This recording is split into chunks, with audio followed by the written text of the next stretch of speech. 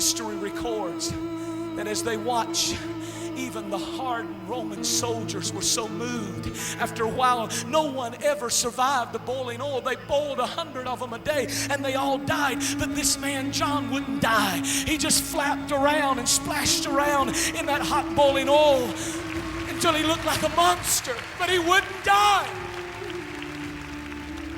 Even the hardened Roman soldiers said, we can't take it. Their laughs began to stop, and everybody, it was so distasteful. One of the commanders commanded that they get a stick and pull that raw piece of meat out of that boiling oil, and he falls over the side of that cauldron and rolls in the dirt. He's laying there in the dirt. 3rd-degree burns, tortured. Where's Jesus?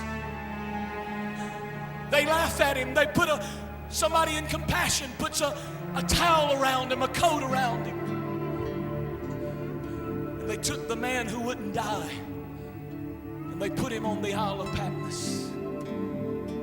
He's sitting out there on the Isle of Patmos, all by himself, never to see his family again, never to see his children again, never to see his wife again. He's laying out there on an island, and he's praying. And all of a sudden he hears a voice behind him, and he said, I was in the Spirit on the Lord's day, and I heard a voice behind me saying, I am the Alpha and I am the Omega. I am the beginning and I am the end. I am he that was dead and I am alive. John, yes, Lord, let's roll.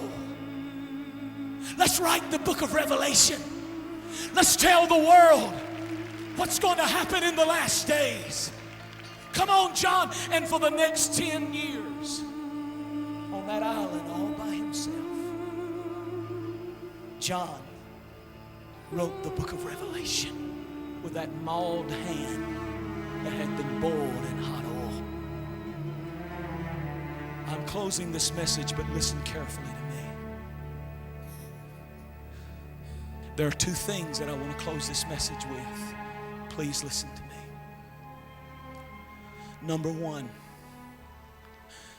there is something that has happened in our lifetime that is so significant prophetically. See, John wrote about the coming of the Lord. Do you understand where we are prophetically? Do you understand that on December the 26th, 2002, the day after we celebrate the birth, the virgin birth of Jesus Christ, the day after, there came an announcement on CNN, Fox, CBS, all of them, that the world has never heard. It stunned the world.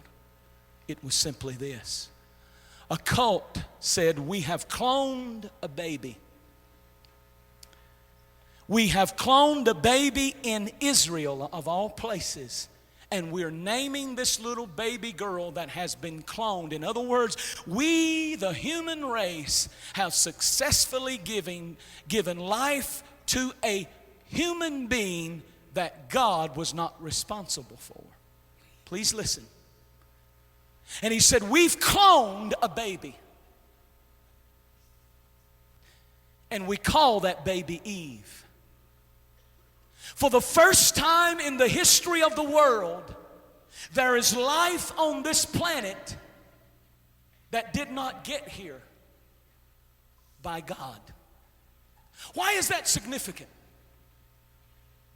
Why does that matter? In Genesis chapter 6, Noah's building an ark. Do you know why? Because the Bible said the angels that fell from heaven came down. This is not weird doctrine. This is in your Bible. They came down and they had sexual relations with women on the earth and produced a race that God did not create. And do you know why God sent the flood and killed everybody on the planet except for 8 people, Noah and his family? Because God said they have corrupted the earth. They have corrupted. And the Bible said that concerning Noah, his generation generations are perfect. What does that mean, generations are perfect? It means his bloodline is pure. In other words, there was a corrupt race on the earth, and God sent a flood and wiped them out. And Jesus said, as it was in the days of Noah, it'll be when I come again. In other words, when you see cloning and you see what is taking place, it is an absolute confirmation that judgment is about to come on the earth. Listen to me carefully. Please listen, just as Jesus came supernaturally into the world by supernatural birth, the Antichrist and Satan is just a copycat. He has no creative power. He has to copy everything, imitate everything. Imagine with me for one moment. Satan saw that Jesus was supernaturally born. Could it be that through cloning, a human being is on the planet and others will come that God did not create?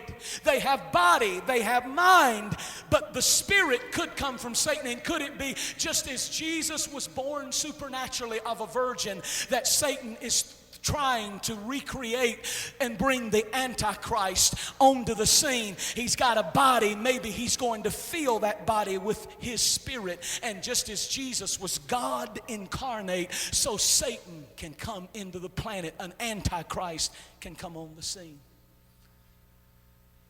I say this to you. Please hear me.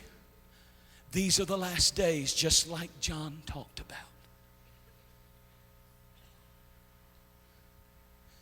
And we're living in a serious time.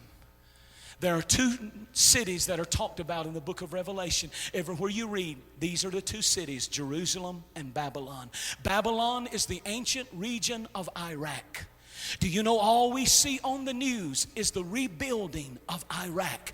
Iraq, Saddam Hussein, it's all coming down just like the Bible and John said it would be. He said in Revelation 16, he's crying out, Babylon, Babylon is fallen, and he's describing the end time.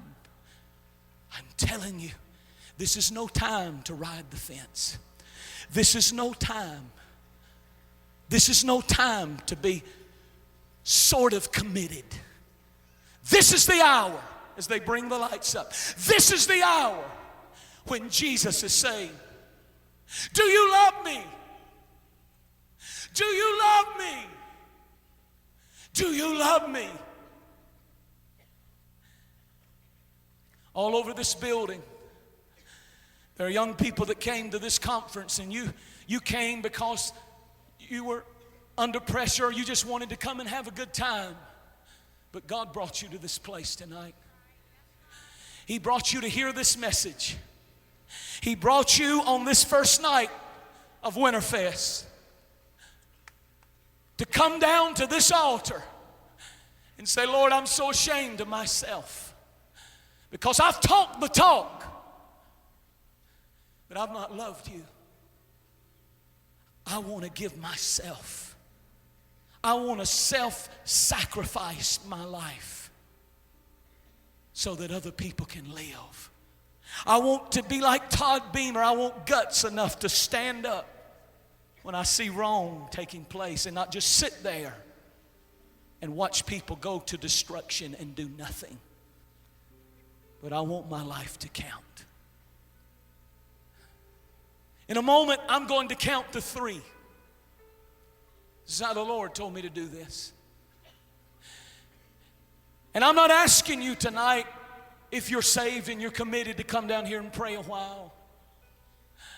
I'm talking to people who are lukewarm. I'm talking to kids in this room right now whose hearts have grown cold. I'm talking to some of you who are already partying, already doing some things. And some of you, you haven't done it yet, but your mind and your heart is already